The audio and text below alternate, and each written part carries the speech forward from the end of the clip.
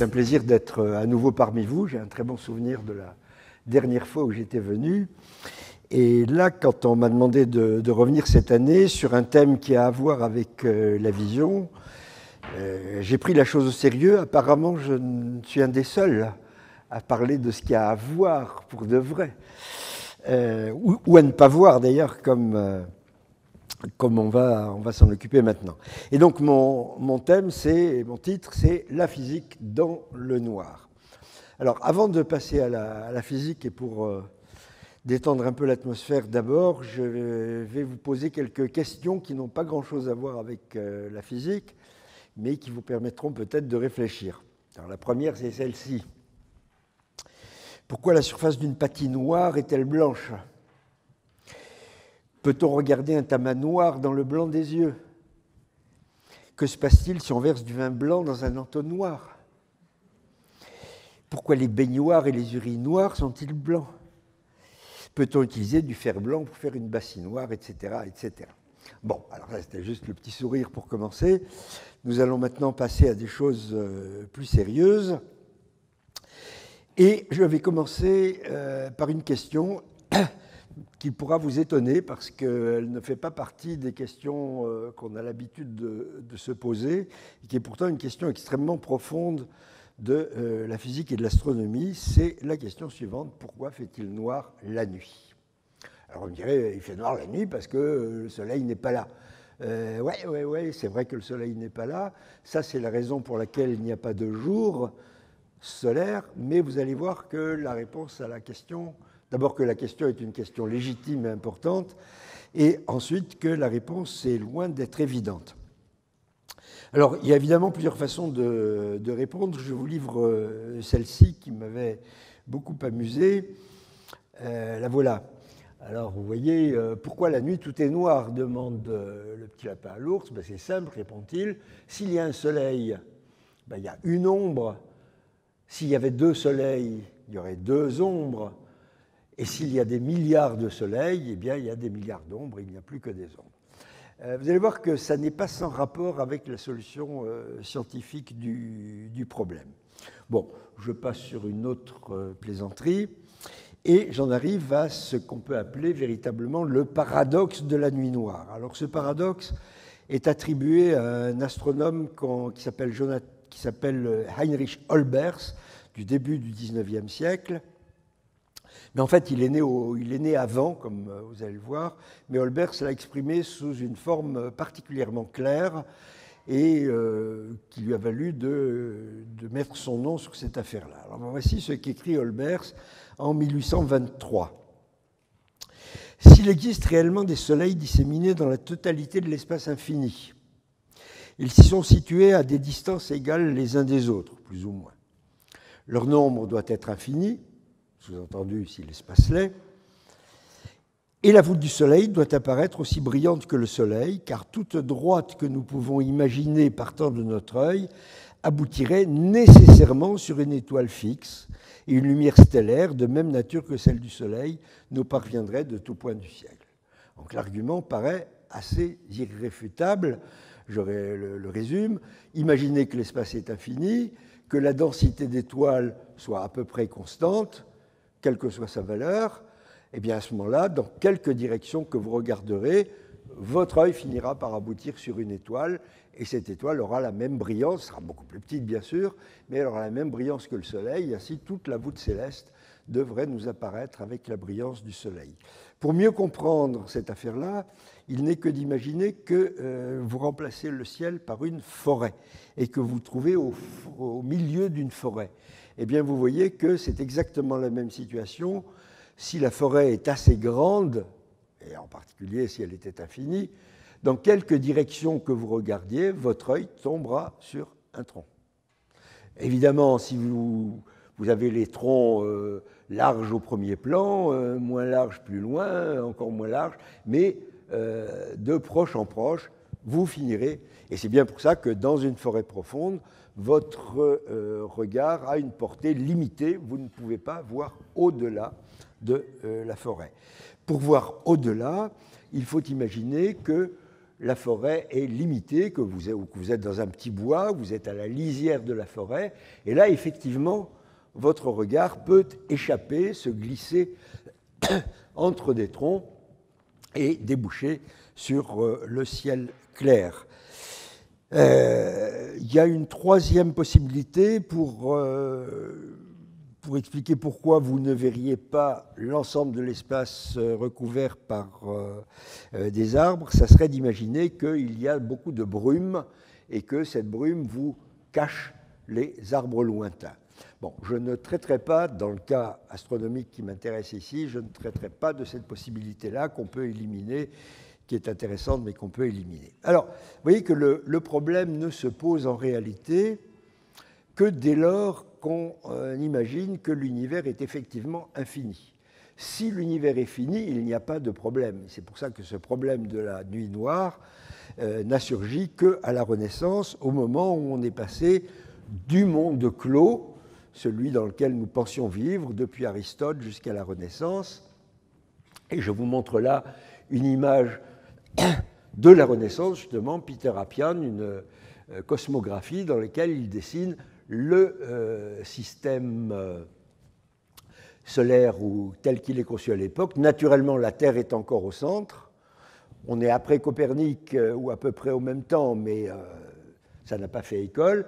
Donc vous avez la Terre au centre, la Lune, Mercure, Vénus, le Soleil, etc. Mais surtout, ce qui m'intéresse ici, c'est la sphère des fixes, c'est-à-dire une sphère ultime sur laquelle sont piquetées les étoiles qui sont à une distance finie. Et dans ce cadre-là, évidemment, le monde est fini, toutes les étoiles sont à une distance finie, il n'y en a qu'un nombre fini et aucun problème, puisque entre les étoiles, il n'y a rien.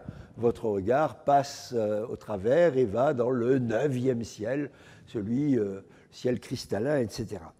En fait, le problème ne se pose que lorsque l'on en arrive à un univers infini, ce qui va être une des conquêtes de la Renaissance. Et je vous montre là, vous voyez, il a fallu 50 ans pour passer d'une représentation qui était celle de Appian, que je vous ai montrée, à celle de Thomas Digges, qui lui prend en compte, c'est un Anglais, qui prend en compte le copernicanisme et fait pour la première fois un dessin du ciel qui correspond au fond à notre vision moderne.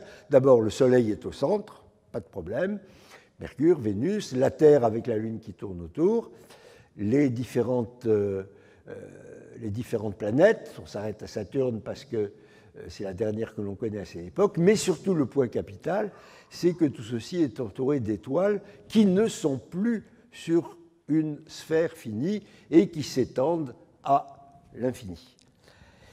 Donc si l'on est dans cette vision-là du monde, le problème se pose puisque l'on a effectivement à faire face au paradoxe d'Olbers. Dans quelque direction que vous regardiez, près ou très loin, votre regard tombera sur une étoile. Alors pourquoi donc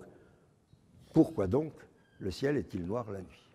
Vous voyez que c'est une des observations les plus évidentes que l'on peut faire, sans instrument, pas besoin de télescope pour ça, que l'humanité a toujours su, et qui, tant qu'on n'a pas une connaissance scientifique du ciel, paraît aller de soi, et où la science repose une question totalement paradoxale, puisqu'elle dit, mais alors, d'après mes découvertes, finalement, je ne comprends plus pourquoi il est noir.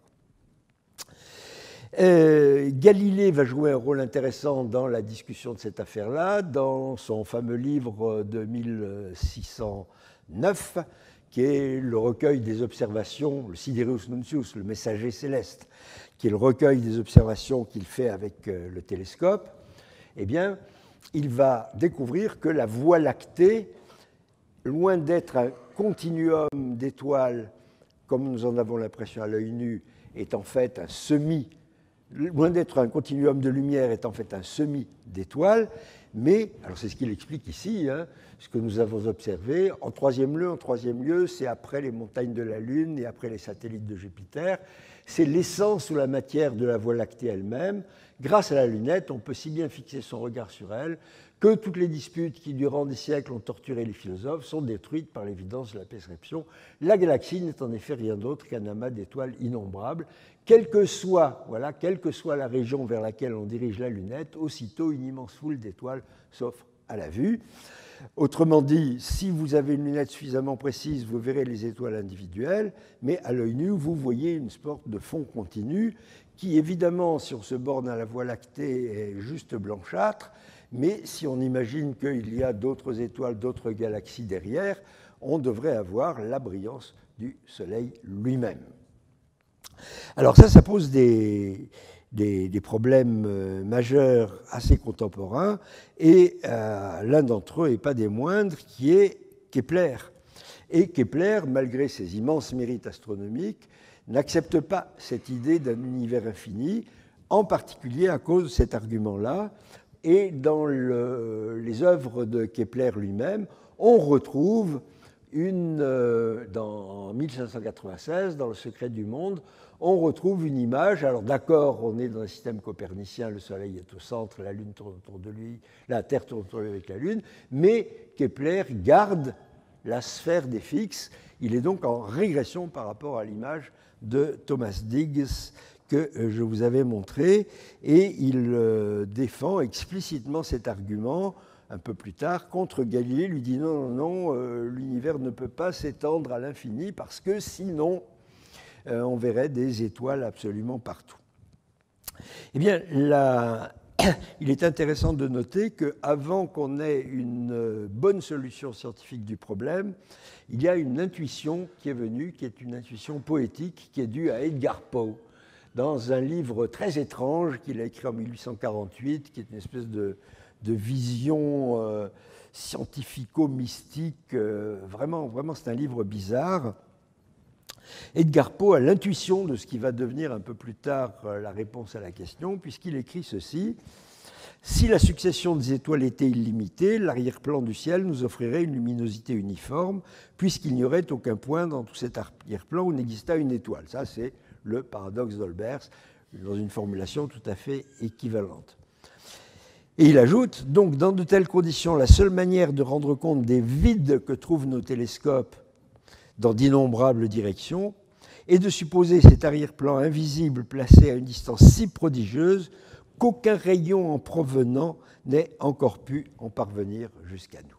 Autrement dit, c'est d'introduire la temporalité dans cette affaire-là et de se dire, eh bien, c'est parce que sûrement il y a une étoile dans cette direction-là, mais sa lumière n'est pas encore arrivée jusqu'à nous, donc nous voyons dans cette direction avant que l'étoile se soit allumée par là, c'est pour ça que c'est noir.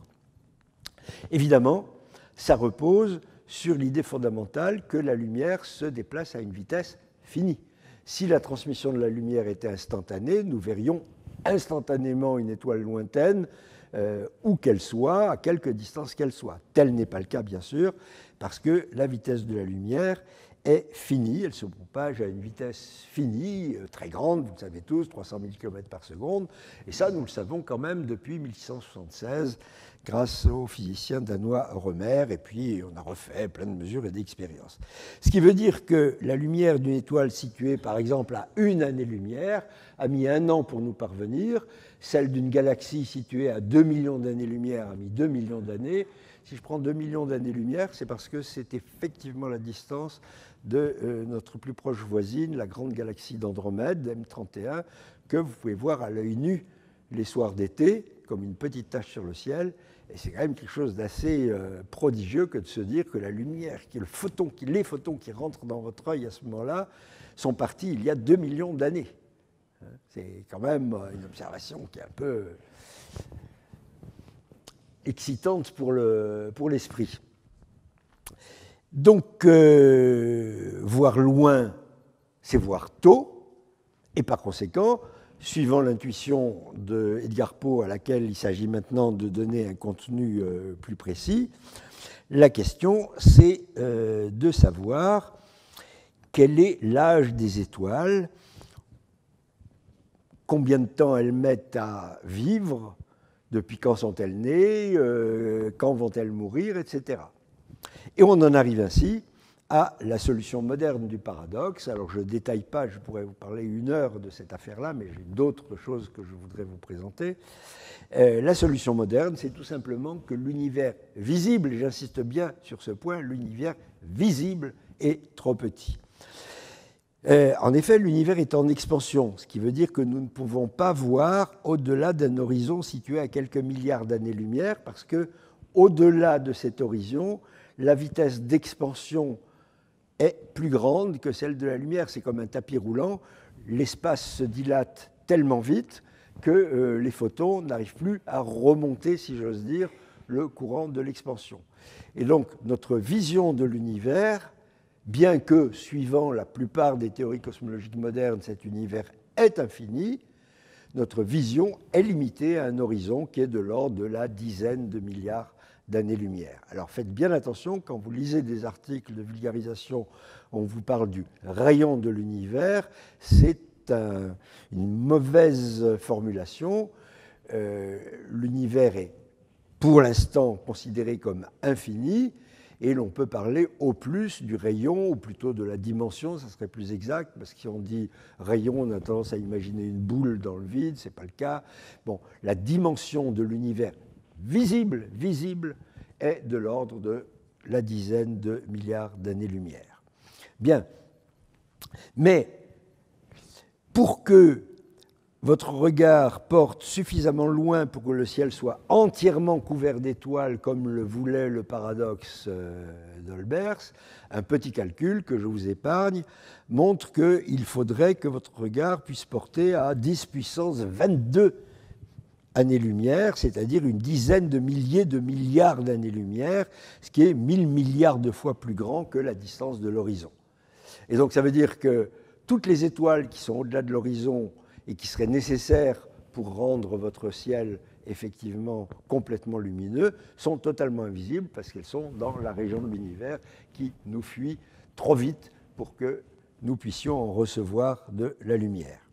Donc la portion visible de l'univers ne contient pas assez d'étoiles pour qu'elles puissent recouvrir le ciel, et c'est pour ça que le ciel est noir. Alors j'aime bien cette histoire-là parce qu'elle montre à quel point la science peut apporter, c'est peut-être ce qu'elle a de plus intéressant, non seulement des réponses, mais des questions, de nouvelles questions, raviver de nouvelles questions. Pourquoi la nuit est noire? Parce que le soleil n'est pas là.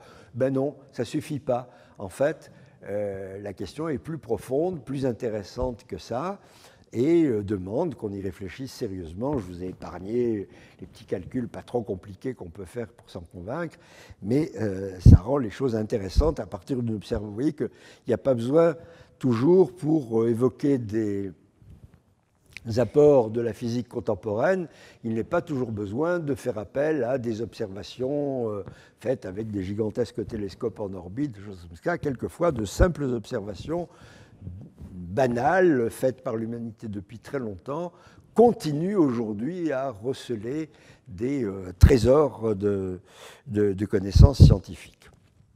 Alors, une fois passé cette question-là sur le noir de la nuit, je voulais parler d'autres noirs de la physique, et en parler pourquoi? Parce que la physique, comme toute science d'ailleurs, n'échappe absolument pas à l'imaginaire humain général.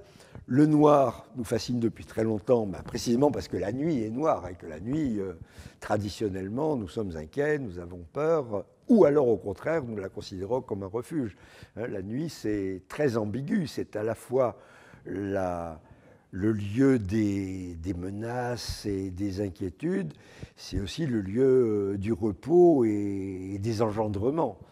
Et c'est dans ce basculement entre la douce et la sainte nuit d'un côté et la nuit menaçante que notre imaginaire est depuis toujours sollicité, que les poètes, les écrivains ont beaucoup réfléchi et écrit sur le noir en général, le noir de la nuit en particulier. Les physiciens n'échappent évidemment pas à cet imaginaire généralisé et convoquent le noir assez souvent. Et on trouve en physique du noir à travers toute une série d'expressions que je vais essayer d'expliquer sans trop m'y attarder. Les physiciens parlent, c'est un terme paradoxal, comme vous allez le voir, de la physique, du corps noir, de la lumière noire, ça c'est encore plus étrange d'une certaine façon, des trous noirs, bien entendu, dont vous avez tous entendu parler, de la matière noire maintenant. Donc vous voyez que d'une certaine façon, et il y en a d'autres, vous voyez que d'une certaine façon, le noir hante en quelque sorte la physique et en tout cas sa terminologie. Comme vous allez le voir, en fait, ces noirs ne sont pas si noirs que cela, d'abord parce qu'on peut y voir par les yeux de l'esprit tout au moins, ce que j'essaye de vous montrer, et que ces noirs sont rarement absolus. Alors commençons par ce qui est intervenu peut-être le plus tôt dans l'histoire de la physique moderne, c'est le corps noir. Alors ça, c'est une dénomination extrêmement étrange, comme beaucoup d'ailleurs des termes utilisés par la physique qu'il faut prendre, j'ai mis délibérément des guillemets, mais sans doute en faudrait-il encore beaucoup plus. Il faudrait mettre 10 guillemets de chaque côté. Ce qu'on appelle corps noir, c'est un corps capable d'absorber tout rayonnement lumineux ou électromagnétique en général, pas seulement la lumière, les ondes radio, les ondes radar, etc., etc. Tout rayonnement électromagnétique avec une totale efficacité. Tout ce qui tombe sur un corps noir est absorbé. Exemple, alors c'est le contraire d'un miroir, en quelque sorte. Le miroir vous renvoie tout, s'il est parfait, ce qui n'est pas le cas. Le corps noir, il absorbe tout. Alors on dirait, mais alors pour qu'on en parle, on ne peut pas le voir. Si, un corps noir, c'est là que la physique intervient, la physique de la fin du 19e siècle essentiellement, un corps noir rayonne. Il a beau être noir, il émet de la lumière. Pourquoi rayonne-t-il ? Eh bien, il rayonne parce que s'il est capable d'absorber de la lumière, il est capable d'en émettre. Puisque son absorption, c'est une interaction du rayonnement électromagnétique avec la matière, à savoir les électrons des atomes emmagasinent de l'énergie qu'il aurait fournie par le rayonnement, mais ce surplus d'énergie, ils sont capables, et même ils ne peuvent pas faire autrement, que de le rendre. Et donc, un corps noir, c'est-à-dire capable d'absorber tout ce que vous lui envoyez, va vous en renvoyer. Voici un modèle de corps noir pour bien comprendre ce dont il s'agit. C'est une enceinte fermée avec un tout petit trou ici. Vous voyez que si vous envoyez de la lumière dans ce petit trou, eh bien, elle va essentiellement se réfléchir sur les parois en étant un peu plus absorbée à chaque fois. Et la probabilité pour qu'elle ressorte, il faudrait d'abord qu'elle fasse un trajet. Oh, merci. Il faudrait qu'elle fasse un trajet tout à fait spécial pour arriver à ressortir comme ça. Et en plus, elle s'atténue au fur et à mesure. Donc, qu'est-ce qui se passe ? Eh bien, que l'énergie apportée par ce rayon lumineux, petit à petit, est emmagasinée par les parois de ce qui est en fait une sorte de four.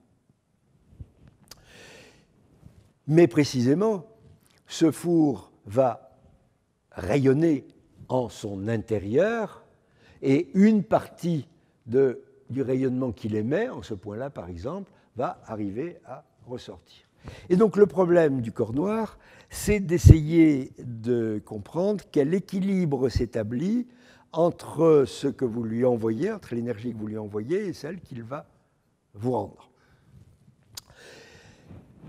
Un très bon exemple de corps noir presque parfait, c'est comme je viens de le dire, un four. Or, vous savez très bien qu'un four de boulanger ou de céramiste, quand vous mettez une toute petite ouverture et que vous mettez votre œil, à l'intérieur, c'est rouge, orange, jaune, suivant la température. Voilà le point clé, suivant la température. Et la couleur de l'intérieur du four sert même, aussi bien au boulanger qu'au céramiste, d'étalon pour connaître la température intérieure du four. Donc cette très vieille observation de l'humanité, à savoir qu'un corps chauffé rayonne, et il n'y a pas besoin de le mettre dans un four. Vous avez la matière ordinaire qui ne va pas se comporter comme un corps noir parfait, comme un corps noir approximatif. Vous savez très bien qu'elle rayonne. Alors les les couleurs sont complètement déformées par la projection, parce que ça devrait être vraiment d'un jaune pas vert, d'un jaune orange, rouge, etc. C'est bizarre d'ailleurs que ça soit si peu fidèle. Donc un fer porté au rouge par le forgeron rayonne précisément parce que la température a donné de l'énergie à ses électrons et qui vous en renvoie. Ben, même chose pour une coulée de fonte. J'ai l'impression vraiment qu'il manque du rouge dans le projecteur. Hein. C'est très très bizarre. Une coulée de fonte, où ça c'est des barreaux de fer qui sortent du four. Ça c'est du verre, c'est une photographie prise à la verrerie de Biot, que certains d'entre vous connaissent peut-être, et où vous voyez le verre sortir du four, il est rouge. Et donc c'était un grand problème de la physique à la fin du XIXe siècle, que d'articuler deux théories qui s'étaient développées au XIXe siècle et qui avaient acquis une grande maturité. D'un côté, la théorie de l'électromagnétisme, lumière, mais pas seulement, ondes radio, etc., théorie de Maxwell et de ses successeurs, et d'autre part, la thermodynamique qui rend compte du comportement des corps en fonction de leur température.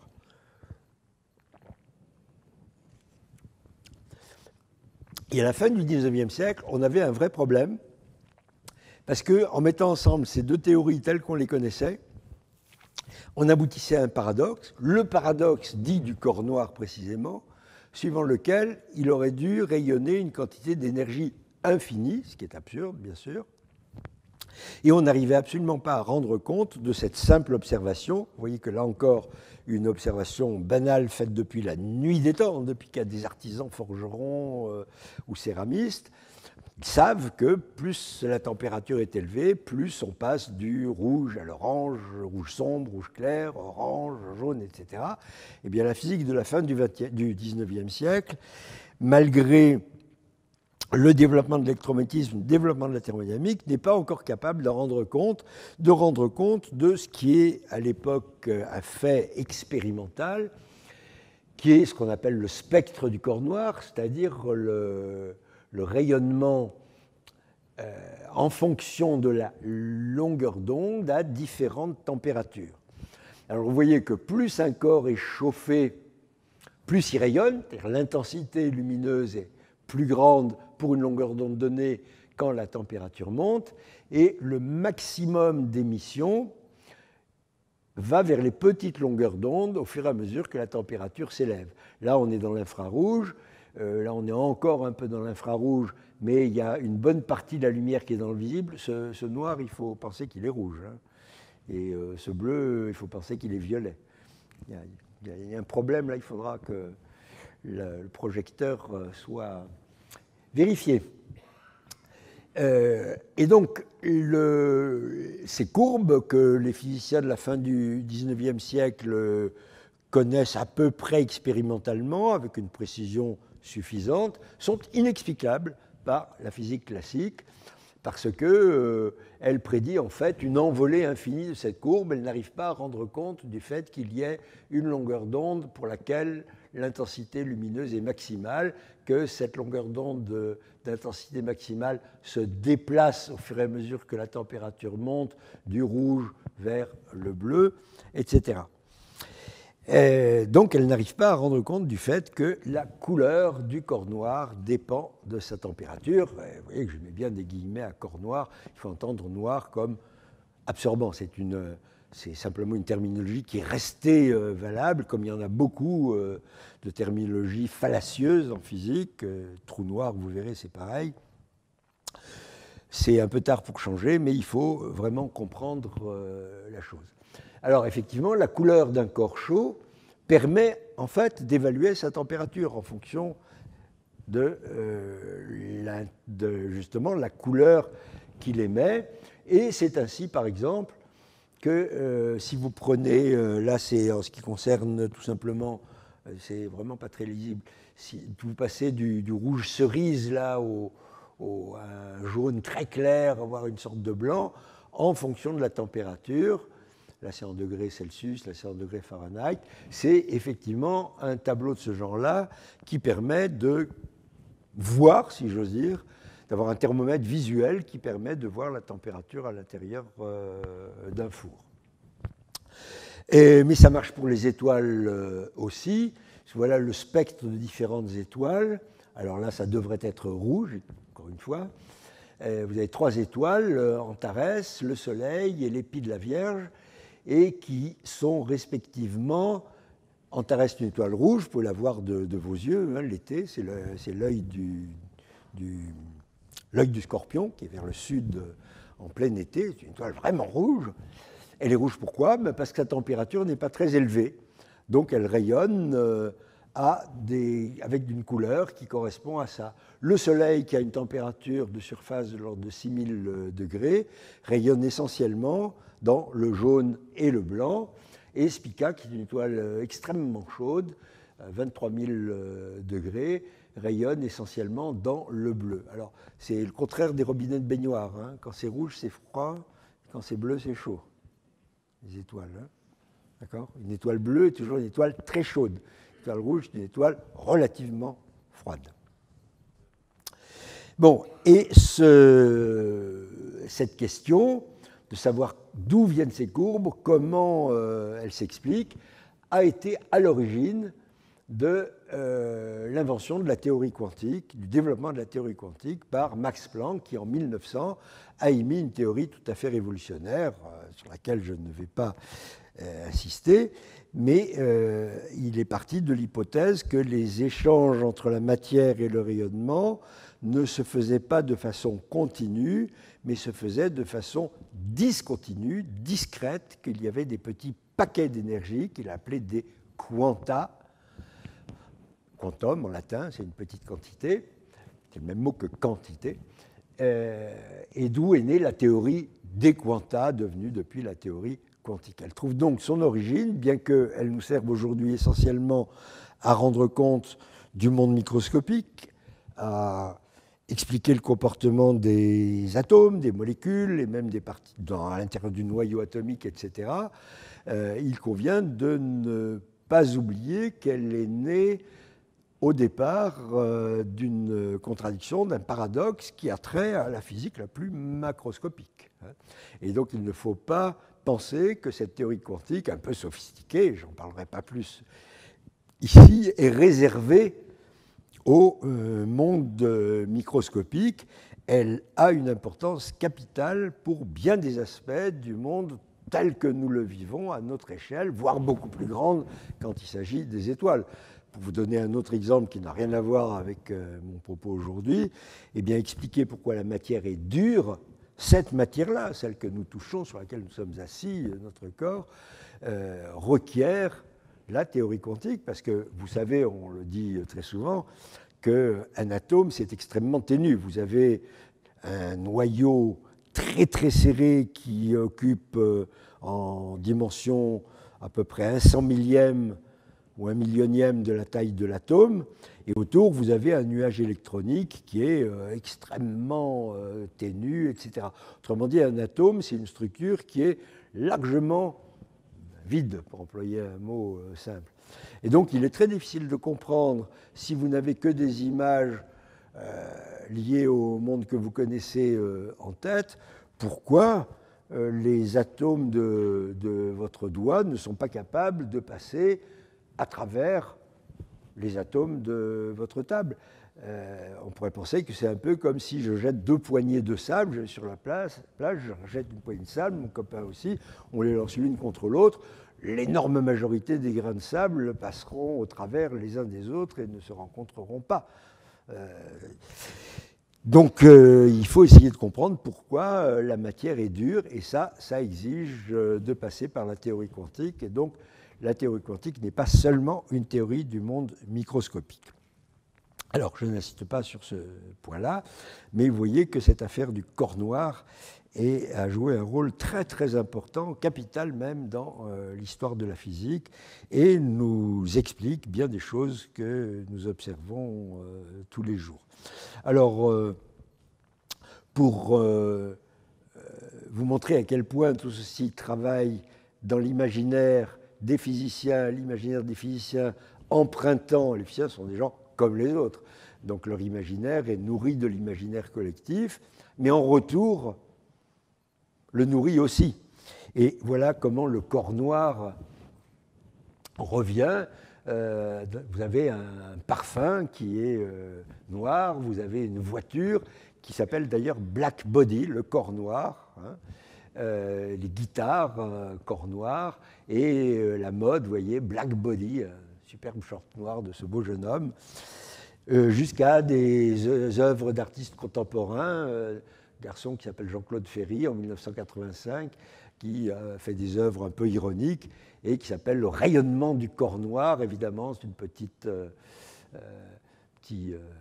mannequin qui est noir et qui est fasciné par le noir de la fenêtre qu'il a devant lui. Donc ce corps noir, ce noir fait l'aller-retour entre l'imaginaire profane, culturel, littéraire, etc., et la physique, et ces échanges sont permanents. Alors je vais vous parler maintenant d'une autre des noirceurs de la physique, qui est la lumière noire. Expression effectivement tout à fait étrange a priori, qui désigne, si on voulait l'appeler par un nom qui corresponde, qui serait évidemment un nom savant, mais qui correspondrait à sa nature réelle, de même que si on voulait le corps noir, il ne faudrait pas l'appeler corps noir, il faudrait l'appeler corps totalement absorbant des rayons électromagnétiques. Mais la lumière noire, en fait, c'est tout simplement le rayon électromagnétique ultraviolet, qu'on appelle aussi lumière de Wood, parce que le physicien Elijah Wood, au début du XXe siècle, a beaucoup travaillé là-dessus. Donc il s'agit tout simplement de la partie ultraviolette du spectre lumineux. Ça, si l'on voyait, si les couleurs étaient normales, il y aurait évidemment du rouge et de l'orange ici, du vert au milieu, du bleu et un début de violet là. Ça, c'est le spectre visible. C'est ce que notre œil peut voir sur toute une gamme d'ondes électromagnétiques qui s'étend avec des longueurs d'onde de l'ordre du kilomètre. Là, c'est les ondes radio, les fours, les télévisions, la radio. Là, c'est les infrarouges, parce qu'ils sont en dessous du rouge. En dessous, vous allez me dire, c'est bizarre, puisque c'est au-dessus, la longueur d'onde est plus grande. Non, ils sont au-dessous quand on compte en fréquence. Ils sont des fréquences plus basses que le rouge. Là, ce sont les lumières visibles. Vous voyez que notre œil n'est sensible qu'à une toute petite partie du spectre électromagnétique. Notre œil n'enregistre pas. Tiens. Donc je vous disais, petite parenthèse, que notre œil a une sensibilité extrêmement réduite. Comme par hasard, notre œil est sensible dans la zone qui correspond, j'aurais pu superposer les images, dans... j'ai oublié le micro, mais vous m'entendez quand même apparemment? Non, il vaut mieux que je le reprenne? Notre œil est sensible dans la zone qui correspond au maximum d'émissions du Soleil. Ce n'est pas par hasard, évidemment. Un phénomène d'adaptation biologique a fait que nous y voyons là où il y a le plus de lumière, heureusement. Cela dit, il y a des espèces animales qui ont des spectres un peu plus larges. Les insectes en particulier voient pas mal dans l'infrarouge. Mais là, ce qui m'intéresse, c'est l'ultraviolet, donc des ondes, alors je ne parlerai pas ici des rayons X ou des rayons gamma, de très courte longueur d'onde, très haute fréquence.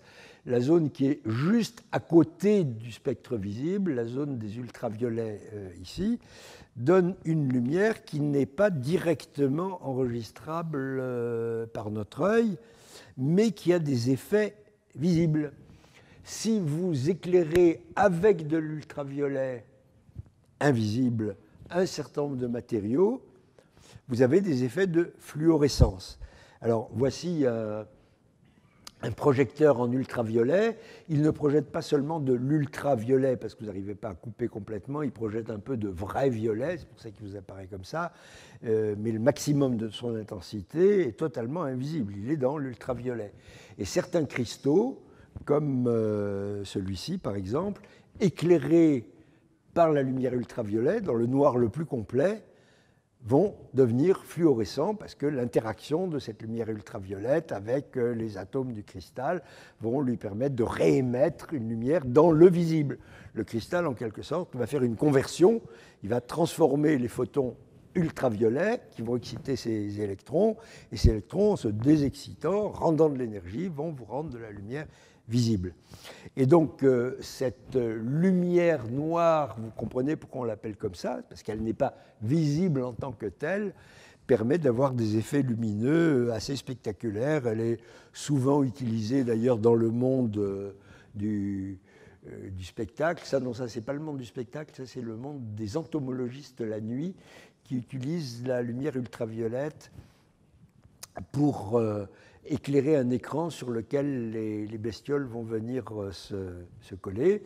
Et vous avez des effets dans la nuit. Alors les blancs sont très brillants en ultraviolet, d'autres couleurs le sont moins. Tout ça est dû à un phénomène de fluorescence, donc à la lumière noire, qui, à la fin du XIXe siècle ou début du XXe, était une curiosité très recherchée, qui est maintenant un peu passée de mode. Alors, je vais maintenant vous parler des trous noirs, parce que ce sont des objets troublants.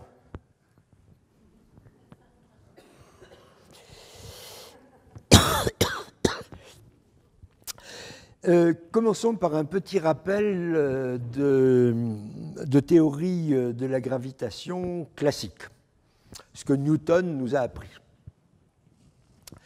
Imaginez que vous ayez un sommet là d'une montagne. Newton avait fait une image de ce genre-là à son époque, mais celle-là est plus rigolote, elle est du 19e. Vous mettez au sommet de la montagne de quelques centaines de mètres, 1000 mètres, je ne sais pas, vous mettez un canon qui va tirer des obus. Bon, un canon normal va tirer un obus qui va retomber au bout de quelques centaines de mètres, les vieux canons en tout cas. Si vous prenez des canons plus perfectionnés, ils vont pouvoir arriver à plusieurs kilomètres. Et si vous arriviez avec un canon à tirer un boulet à 8000 mètres par seconde, 8 km par seconde, à ce moment-là, vous voyez qu'il tournerait indéfiniment autour de la Terre parce qu'il serait tout le temps en train de tomber, en quelque sorte. Il serait tout le temps en train de tomber, comme la Lune, exactement, qui est tout le temps en train de tomber. La Lune tourne autour de nous parce qu'elle tombe, mais elle nous rate à chaque fois. Qu'elle est toujours entraînée par l'inertie.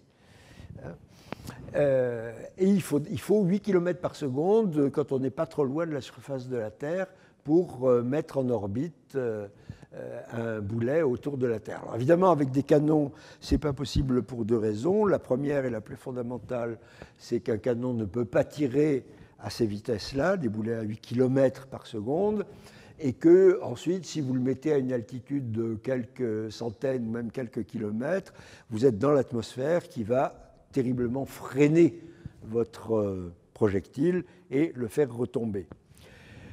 Mais si vous montez beaucoup plus haut et que vous ayez cette fois-ci non pas un canon mais des fusées, eh bien vous pouvez mettre des objets en orbite autour de la Terre, puisque les fusées peuvent donner des vitesses de l'ordre de la dizaine de kilomètres par seconde. C'est pour ça que nous avons une quantité énorme d'objets qui sont en train de tourner autour de nous, que nous avons mis en orbite, tous les satellites artificiels et tous les débris absolument surnuméraires qu'ils ont provoqués. Alors, qu'est-ce que ça a à voir avec notre affaire? Eh bien, simplement que vous voyez que il faut une certaine vitesse dite de libération. Si vous arriviez maintenant non pas à 8000 où vous tournez autour de la Terre, à 8000 vous tournez circulairement. Si vous augmentez un peu, vous allez faire un tour plus grand, vous allez avoir une trajectoire elliptique. Mais quand vous allez atteindre à peu près 11 km par seconde, cette fois-ci, vous êtes capable de vous en aller. C'est ce qu'on appelle la vitesse de libération. Libération de l'attraction terrestre. Ça ne veut pas dire que l'attraction terrestre cesse à une distance donnée, elle s'affaiblit de plus en plus, mais si vous avez au moins 11 km par seconde au départ, vous avez assez d'énergie pour ne pas être repris et retomber en arrière. Ça veut donc dire qu'effectivement, pour envoyer des sondes sur les planètes lointaines, il faut atteindre cette vitesse-là de 11 km par seconde, qui n'est pas beaucoup plus grande que la vitesse de satellisation. Bien entendu, vous comprenez tout de suite que si vous avez un corps plus lourd, où l'attraction gravitationnelle est plus forte, toutes choses étant égales d'ailleurs, la vitesse de libération va être plus grande. Alors, regardons par exemple des vitesses de libération de certains objets. Bon, pour la Terre, on vient de le dire, c'est 11 km par seconde. Pour la Lune, c'est beaucoup moins. Je ne l'ai pas mis dans mon tableau, mais c'est quelques kilomètres par seconde. Et si vous allez sur une toute petite planète, un astéroïde, ça peut tomber à quelques mètres par seconde. C'est-à-dire qu'il faut faire attention quand vous sautez. Eh oui. Hein, si un jour il y a des astronautes qui vont voir de près sur une comète, il vaut mieux qu'ils restent soigneusement attachés à leur vaisseau ou ancrés dans le sol parce que l'attraction est vraiment très très faible. Jupiter, qui est beaucoup plus lourde, 60 km par seconde pour s'en échapper. Le Soleil, 618 km par seconde.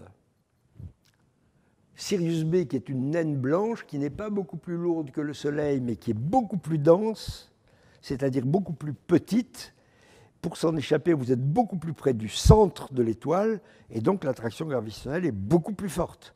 Et donc là, il faudrait, pour échapper à l'attraction de Sirius, en partir avec une vitesse de 5000 km par seconde. Ça commence à faire. Hein. Une étoile à neutrons qui est un astre encore plus dense qu'une naine blanche.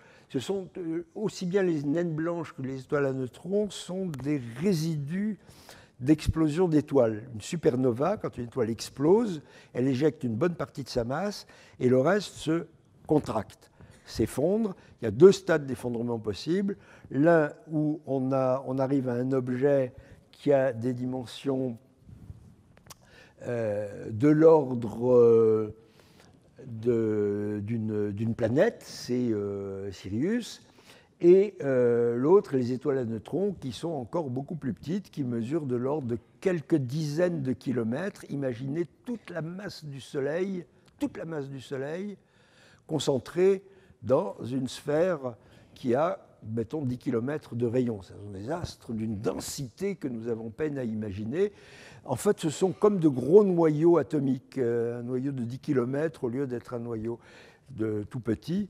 Une cuillerée de cette matière-là pèse des milliards de tonnes. Des milliards de tonnes.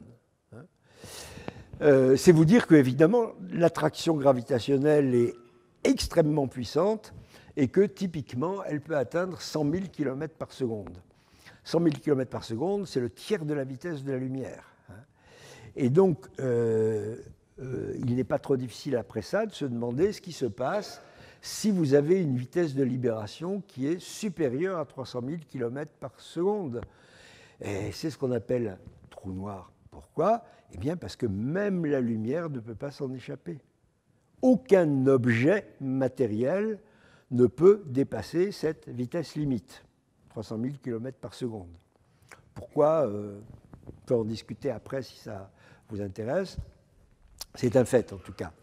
Et donc, un trou noir est un objet tellement dense que rien ne peut en sortir. Là, pour le coup, c'est pas comme le corps noir. Une fois que vous tombez sur un trou noir, vous ne pouvez plus ressortir. Rien ne peut en ressortir. La lumière, par exemple, qu'il peut absorber, n'en ressortira jamais. Donc, en ce sens-là, il est noir parce qu'il n'émet pas de rayonnement. Donc, même la lumière ne peut s'échapper. Voilà, par exemple, à quoi ça ressemblerait un ciel dans lequel vous vous approcheriez d'un trou noir. Alors, c'est une simulation, c'est calculé par ordinateur, puisque personne n'a jamais approché un trou noir. Vous avez un ciel qui est extraordinairement déformé. Là, c'est la trace de la Voie lactée, en fait.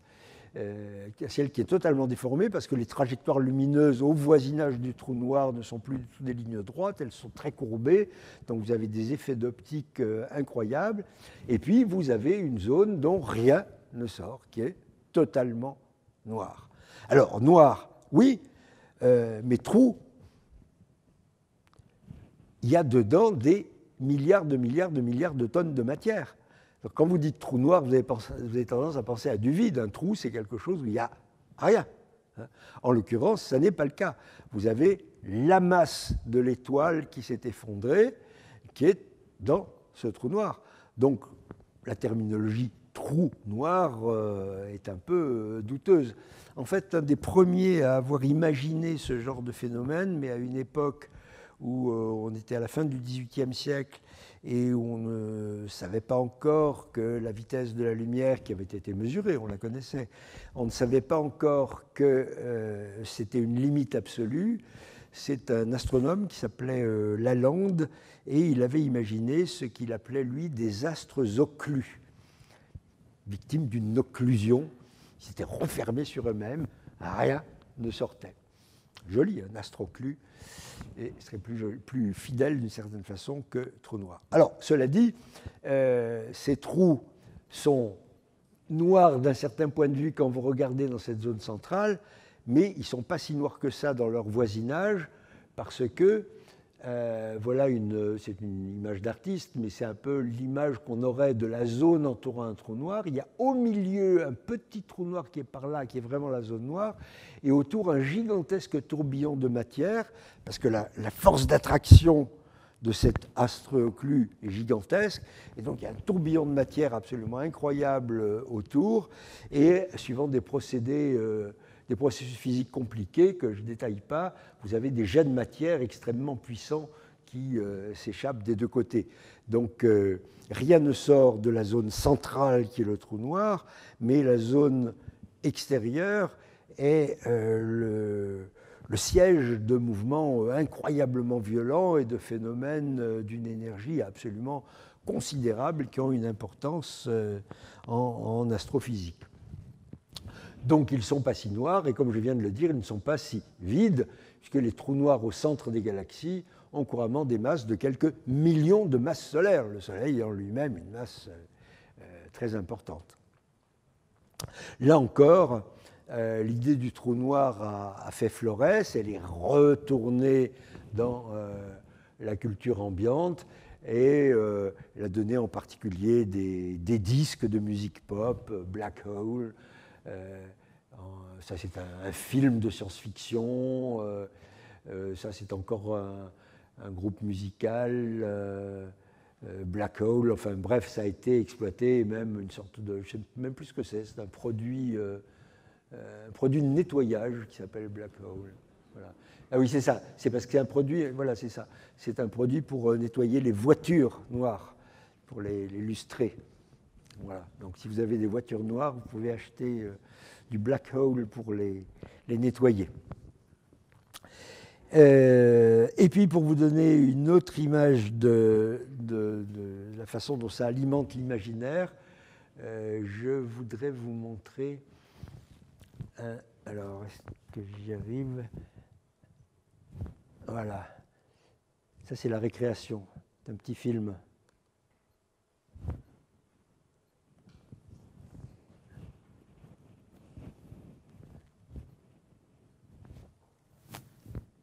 Il dure 3 minutes. Vous y voyez assez, le contraste est assez bon?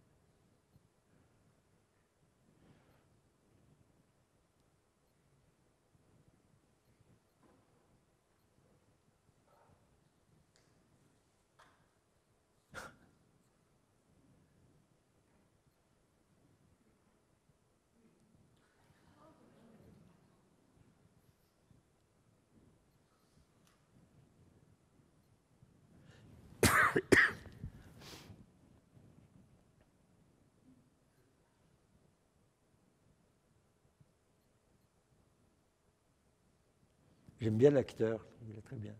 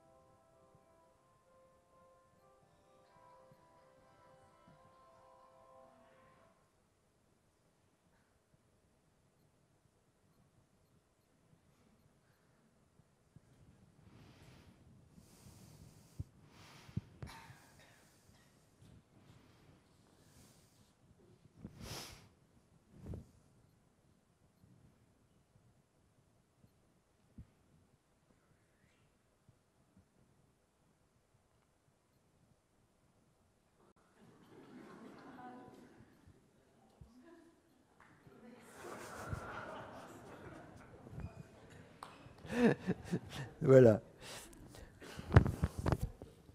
C'est mignon, non?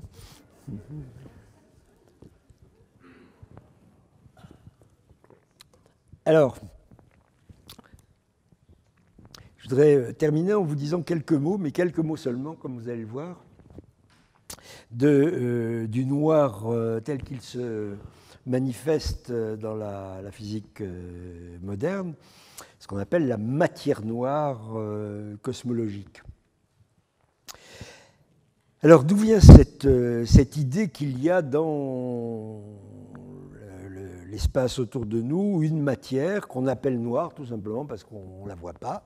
Donc là, le mot noir est banalisé. Elle vient au départ, ensuite on a eu des observations plus raffinées récemment, mais au départ d'une observation faite dès les années 30 du siècle passé, mais qui n'a pas été prise très au sérieux, à tort, pendant longtemps, qui était la suivante. C'était dans les galaxies.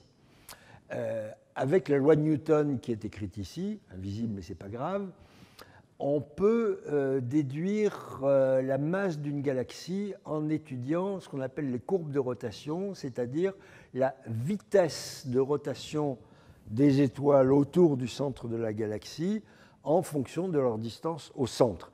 Par exemple, notre Soleil fait le tour de la galaxie en à peu près 200 millions d'années. On a déjà fait plusieurs fois tout le tour de la galaxie. Alors, la courbe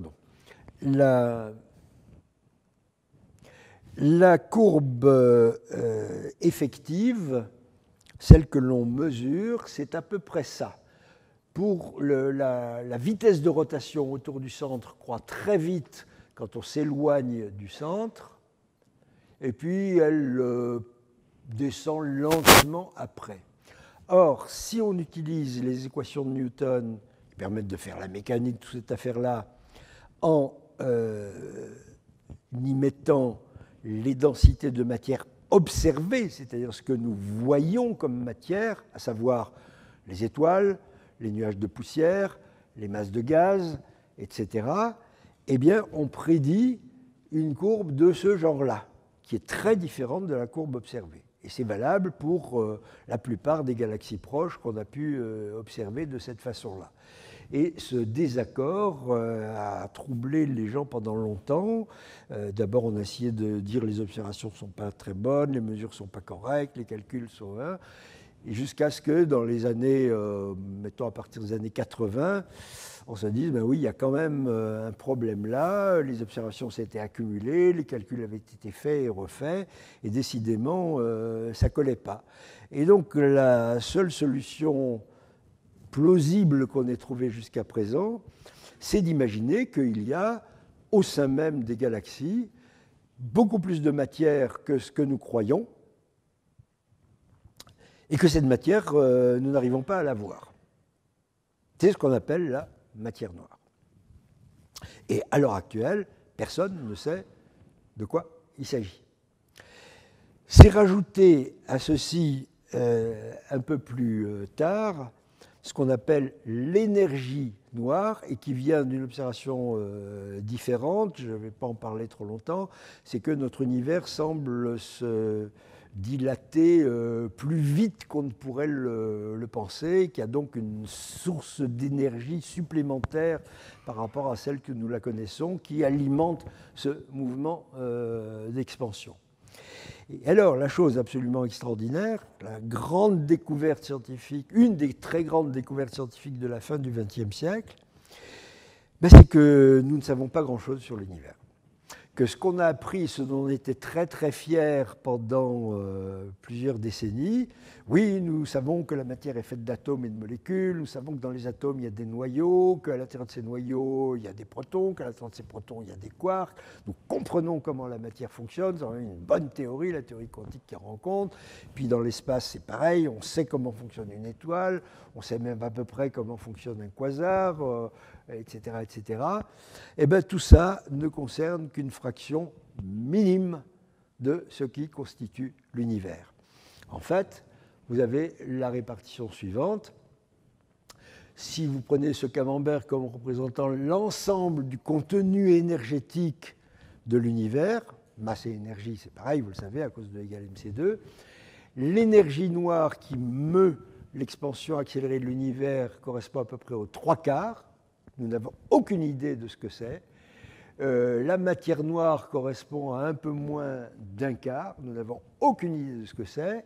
Et nous connaissons juste à peu près 4%, 0,4% qui sont les étoiles, les planètes qui ne pèsent pas très lourd, et ce que nous connaissons, tout ça, nous appartenons à 0,4%.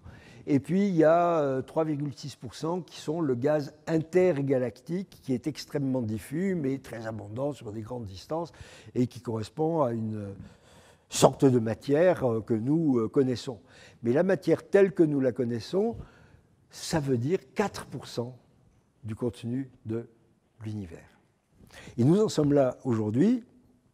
Et c'est peut-être une des plus grandes découvertes de la fin du XXe siècle que d'avoir découvert que, oui, qu'une fois de plus, comme c'est arrivé à moult reprises dans l'histoire de l'humanité, nous en savons beaucoup moins que ce que nous pensions auparavant. La même chose s'est passée d'ailleurs dans un tout autre domaine, dans le domaine de la biologie, où les biologistes pendant très longtemps étaient très fiers d'avoir décrypté le code génétique, ils connaissaient l'ADN, ils savaient que les bases s'appariaient, etc., que ça contenait l'information génétique, et puis ils se sont aperçus que, en fait, une grande partie de l'acide désoxyribonucléique des cellules des animaux supérieurs n'avait pas de fonction claire, et en tout cas pas de fonction proprement génétique, ne transmettait pas d'informations génétiques. Alors, pendant longtemps, on a appelé ça le junk DNA, c'est-à-dire l'ADN poubelle, celui qui ne sert à rien. On se rend compte maintenant que probablement il a des fonctions extrêmement importantes, mais qui ne sont pas d'ordre génétique, qui sont d'ordre épigénétique, qui sont en liaison avec les environnements dans lesquels nous vivons. Ce qui met à mal, évidemment, le dogme suivant lequel il y aurait un code génétique, serait ce grand livre dans lequel tout serait écrit une fois pour toutes, et qui déterminerait complètement la couleur de nos yeux, notre intelligence, que sais-je encore. En fait, le vivant est beaucoup plus plastique qu'on ne le croyait, et une des raisons se trouve là. Donc c'est aussi dans un domaine qui était qui est l'un de ceux dont la science moderne peut, à juste titre, s'enorgueillir, une assez salubre leçon de modestie. Alors, je dis juste encore un mot sur matière et énergie noire.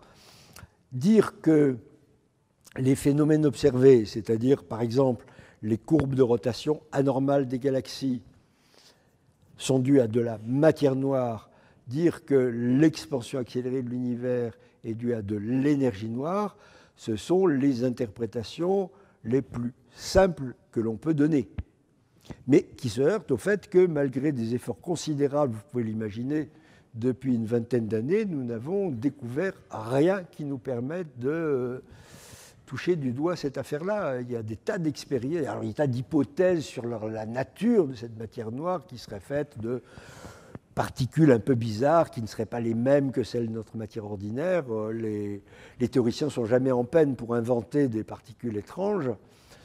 Donc ils ont proposé des tas de possibilités qui ont donné lieu